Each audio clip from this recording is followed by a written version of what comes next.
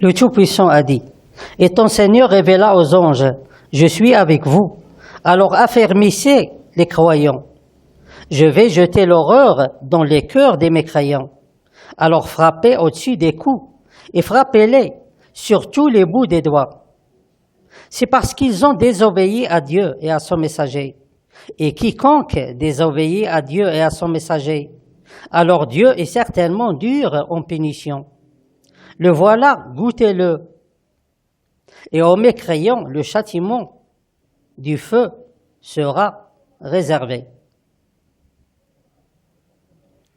On appelle faux pays un pays dont la plupart de ses habitants sont corrompus ou attachés à la corruption et à la fraude. Et parmi les faux pays qui existent dans ce monde, il y a les pays arabes. Presque tout ce qui se trouve dans ces pays est corrompu.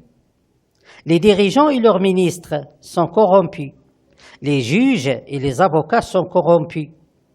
Les médecins et les infirmiers sont corrompus. Les religieux sont les pires corrupteurs.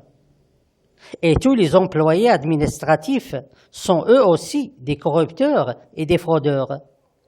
Et tout ceci signifie que l'enseignement dans ces faux pays est lui aussi un faux, car l'enseignement qui fabrique des employés corrompus est certainement un faux.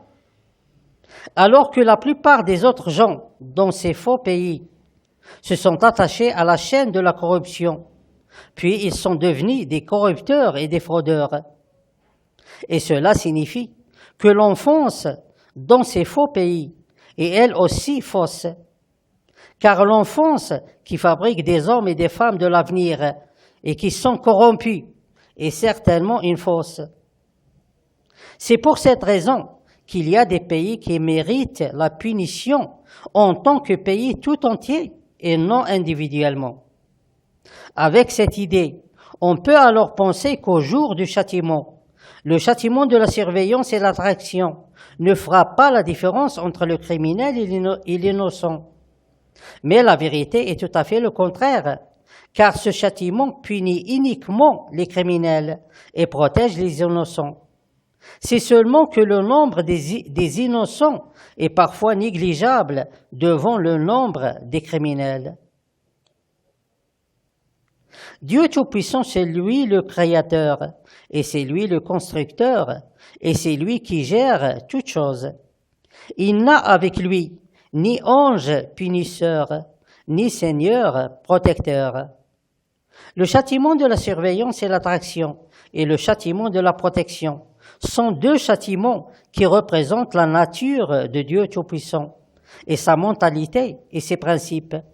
Et ce ne sont pas des créations en dehors de lui.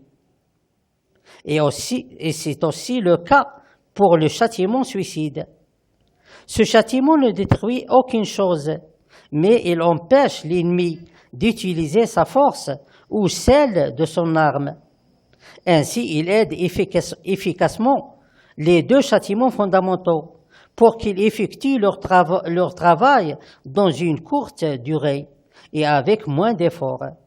Ils punissent ceux qui méritent la punition, en commençant par les criminels et les têtes administrateurs qui ont choisi d'affronter Dieu Tout-Puissant et le combattre, et qui ont inventé l'injuste et la corruption et répandu le mensonge et la tromperie, tels que les spirituels et les religieux et les dirigeants et les scientifiques, et en terminant avec leurs serviteurs qui les suivent et appliquent leurs ordres, tels que les idiots parmi les gens.